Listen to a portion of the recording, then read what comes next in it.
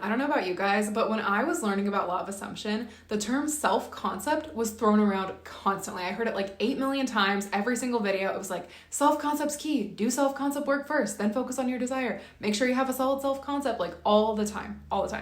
And here's the thing, and I'm sure a lot of you guys are in the same boat. It's not that I didn't want to do self-concept work, it was that I genuinely didn't understand what it was or how to do it, because the term was thrown around so much and I didn't really see people talking about how to actually do it or what it was. This lack of information about how to actually do self-concept work and what it is just creates this whole misconception of people thinking that self-concept is just saying, I'm confident like 8 million times in the mirror. And I don't know about you, but that did not help me actually feel confident at all. Not that affirmations can't be part of it or that's not helpful. I definitely use affirmations, but that wasn't what shifted my identity and in turn my entire 3D reality. What really shifted everything for me was me deeply and fully understanding what was happening here and why it was important, and then actually applying it. That's what shifted everything. I cannot wait to dive into all this with you guys today, but first I want to talk to you about our sponsor, Otter Spirit. They were so kind to send me these 3 bracelets that I can't wait to share with you because they are so cute.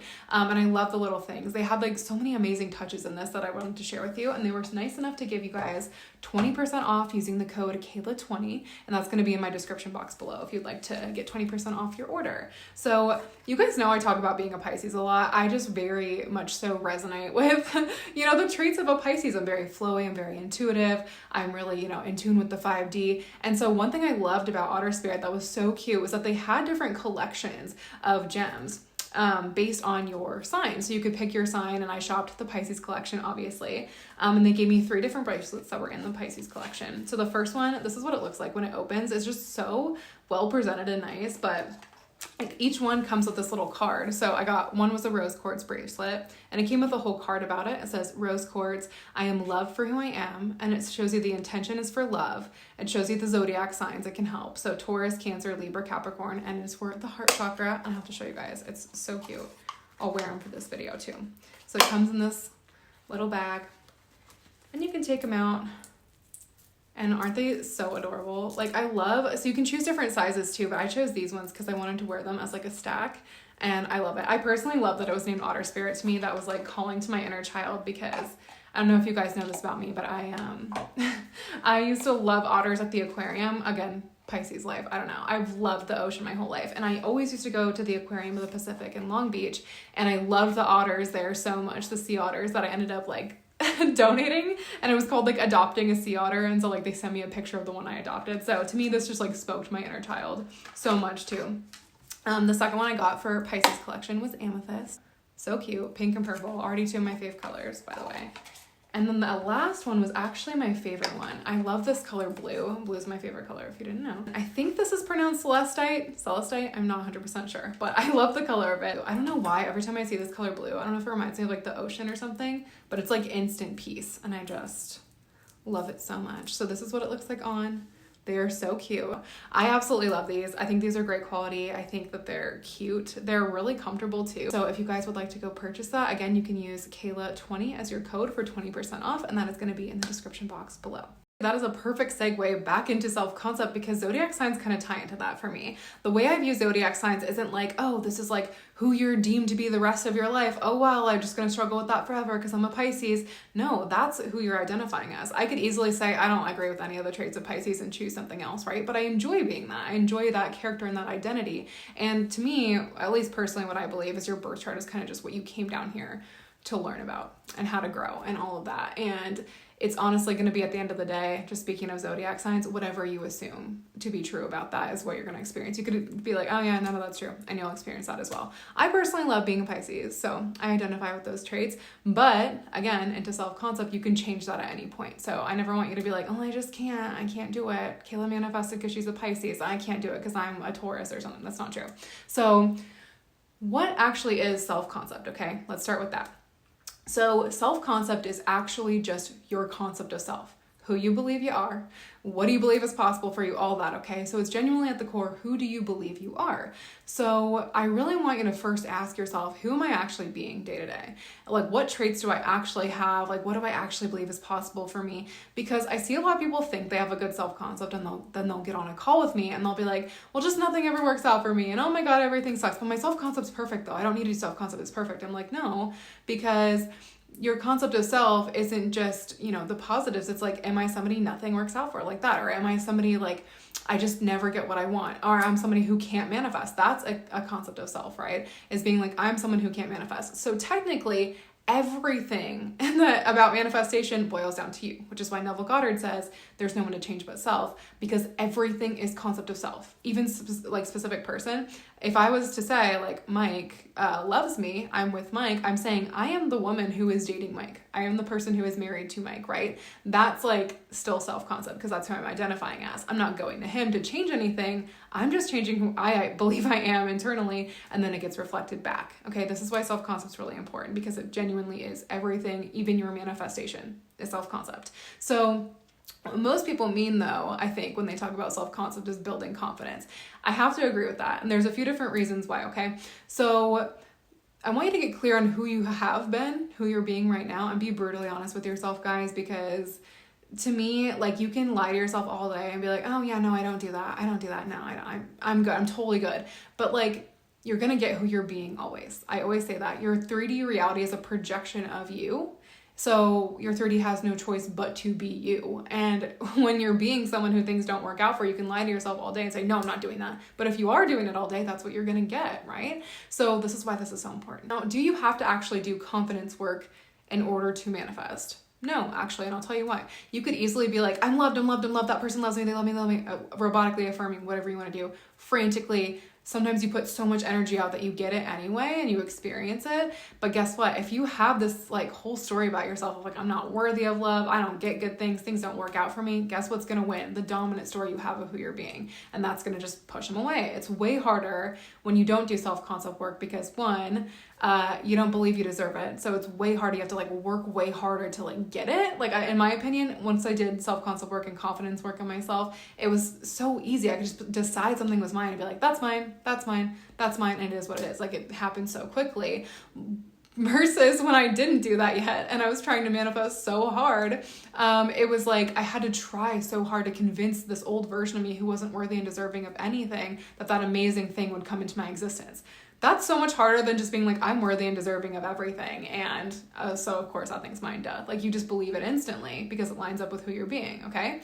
That's why it's easier. And also because once it comes in, it's way easier to maintain if you believe you deserve it. If you don't believe you deserve it and you're like, oh, I'm just not someone who experiences this. This is so not who I am. And like, this is so crazy that this even happened to me. Like this amazing thing because only bad things happen to me. You're going to end up pushing it away real quick. Okay. Again, because your dominant story of who you're being is always going to win. So that's why self-concept's important. It's what it is, why it's important. Now, how do you actually do it? I just described this actually to my brother-in-law yesterday. And I was telling him because he's a writer and I was like, let me explain self-concept work to you in terms that will resonate with you because you're a writer and you write characters all the time. And he's like, I do. Okay. So I said, think of your self-concept like a character. Okay. It is a role that you're playing. You are just consciousness. You're pure energy. And you can decide at any point to play a new role. So the role that you're playing is this personality that you think is so you, and I've just always been this way, and this is just who I am, and like, no, you don't understand, like, I'm just like that. That can change at any point. You can literally train that out of you at any point and convince yourself, no, I'm actually someone who wins at life. Trust me, there's no way that I would have what I have now or look the way I do now or anything if I had not done this, okay? So basically, like, I didn't believe I was worthy of anything. I think a lot of people see me now and they're like, oh, well, it's easy for you because you're like, whatever, you're pretty, you're skinny, or whatever. I get comments all the time. I didn't start out like this, baby. Let me tell you, I had to work so hard to like convince myself that I could deserve things and things could work out for me, right? So this is what you want to do. I want you to think of the ideal version of you. And I told him, I said, think of it like a character. You're literally writing out a new character. So you already got clear, like I told you, on who you are and who you're currently being. I want you to get clear on who you want to be instead.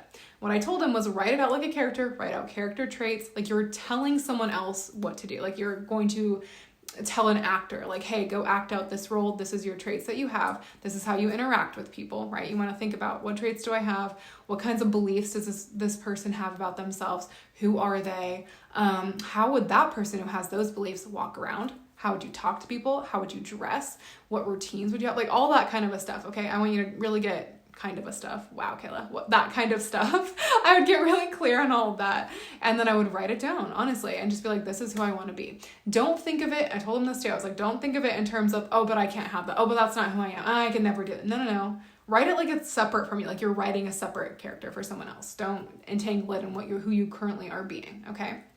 So write that all out. Then what you're going to want to do is you're going to want to start embodying this. It's going to feel weird as hell at first. I'm just going to be honest with you, okay? It's going to feel weird at first, but honestly, over time, you just convince yourself more and more and more because you get more and more comfortable being that version of you. And then eventually it's just who you are. So think of it, I explained this to my brother-in-law too, like think of it like method acting. And he was like, oh yeah, like I think Danny DeVito does this. And I know like even Joaquin Phoenix in The Joker also had this happen where he was method acting so much that he was convinced that he was the Joker. And he had to like go unconvince himself in therapy that like, no, remember, you're Joaquin Phoenix.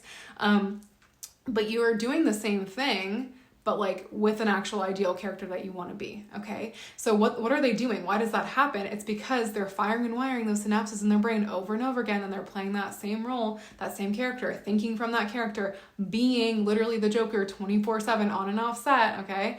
To the point where he's like, oh, that's who I am. He just starts thinking as the Joker because he's built up that neural pathway. He's built up a new identity. And in turn, he started thinking that was him. Okay. But you're going to want to do this in terms of obviously what you want to experience instead and in a healthy, positive way. So what I did was, for example, if there's like a lot of traits you want to do, I would do like a few at once. Like I worked on like men find me attractive or men would want to date me first because I realized when I was manifesting Mike, I had that story of like, oh, men don't find me attractive. Men don't want to date me.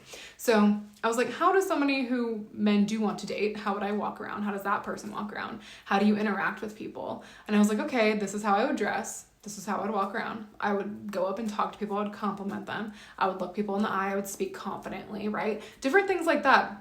And honestly, a lot of it was like an energy to it of like, where I was like, okay, like I would walk around feeling really confident about myself, feeling really good. And I would practice doing it at the grocery store. I always say, practice this new self-concept, practice embodying. When I say embodying, I mean literally acting from that role, thinking, walking, dressing, whatever, from this new character for like 10 minutes a day, just to start with, okay?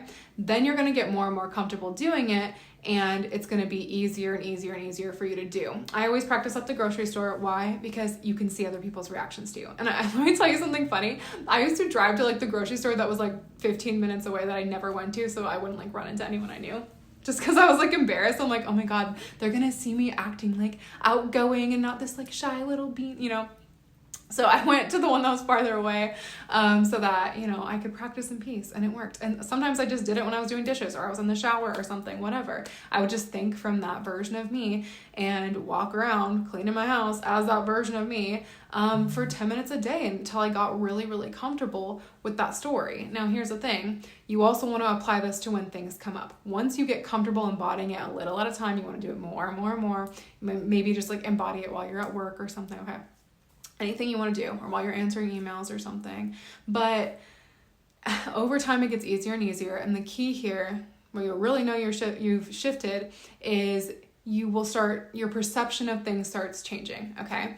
And this is going to come really in handy when things pop up. Like when something negative pops up, I want you to pull back and be like, even if you had an initial reaction, it's okay. Ask yourself, how would the ideal version of me respond to this? I remember thinking that if I had thoughts of like insecurities or something like that, I would ask myself like, how would Kayla respond to this? Like ideal Kayla, what would Kayla do in this situation? I'd be like, this is what the secure version of me would do. And I would do it and I would act from that role. And eventually it just didn't come up anymore. Like different issues I had just didn't come up anymore. And again, like I said, your perception will naturally just change of things around you that happen. It's kind of crazy. So I remember, for example, when I was manifesting Mike, I was this old, this is why it's hard to manifest from a negative self-concept, okay? So I was this old version of me who I had that belief, like I told you, men don't find me attractive. I'm just like, men don't want to choose me. I'm not, you know, I didn't think I was pretty enough or confident enough or whatever. And I see him as this amazing man, which he is, who's so loving and successful and kind and awesome. And I'm trying to convince, this is why it was so hard, right? For 7 months. I was trying to convince this version of me who wasn't worthy of anything and nothing worked out for me and oh my God, everything in my life sucks, that this amazing man would want to choose me. That's really freaking hard to convince yourself of. What I did instead was I put him on the back burner for like a week, and I was like, let me just focus on myself and building up self-concept, because I finally kind of grasped what it was at that point, I think. I don't remember exactly what helped it click for me, but this was before that final week, okay?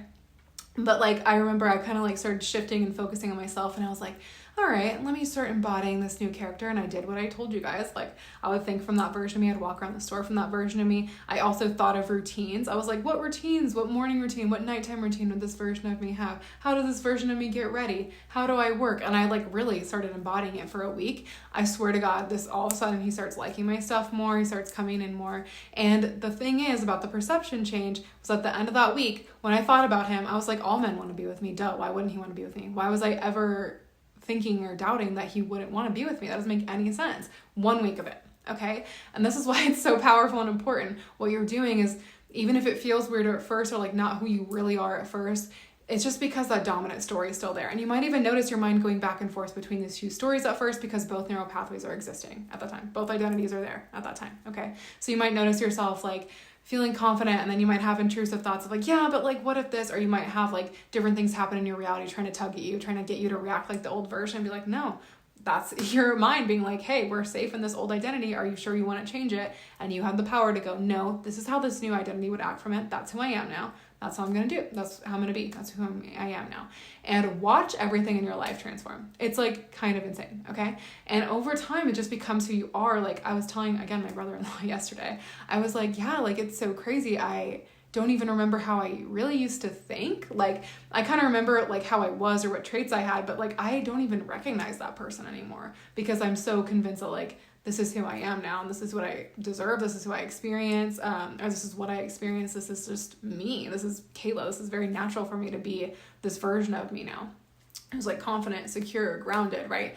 And so you'll notice when you do this, it's a lot easier. Like watch, just practice for a week and then think about your desire. It's kind of crazy how your perception will completely change of it, and how you're like, wait a second, I do deserve this. Wait a second, like everything does work out for me. Watch people around you interact with you differently. Don't get discouraged, if people are showing up different, like not completely differently at first, just the old whatever playing out, right? But interact with them the way you would interact as the new you. If someone's disrespecting you, oh, you don't get my attention because my time and energy is valuable, because I'm so amazing.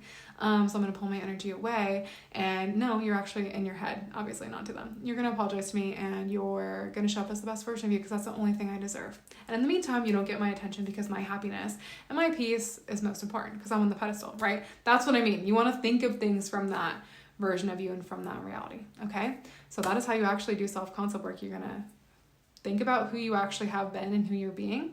Think about, if it helps you to think about like what you actually want to experience. If you're having a hard time thinking about who you want to be, think about, what do I want in my life? What kinds of beliefs and traits would a version of somebody who has those things, what traits would they have? What beliefs would they have about themselves? So get clear on who you are, get clear on who you want to be and this new identity, and start embodying it. If you have a hard time being like, yeah, I don't know what confidence feels like. That was me. I was like, I don't know what being confident feels like. I've never been confident. Think about someone in your reality who you admire and who you want to be like, and be like, how would they think of this? How would that happen? Like, what would they do in this situation? Okay, how do they walk around? And that really helped me. I remember thinking like, I didn't really know how to walk around the store where all men would want to be with me.